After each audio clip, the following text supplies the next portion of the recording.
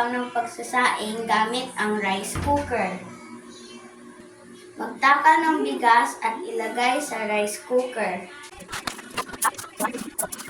Sunod na hakbang, hugasan ng 2 o 3 beses ang bigas.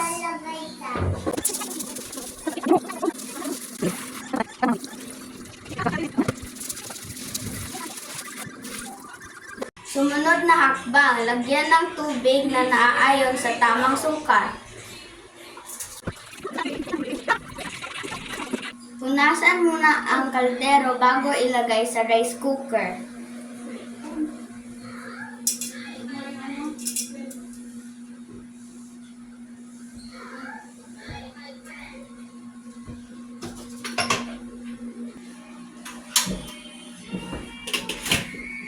Hintayin maluto ang bigas para maging kanin.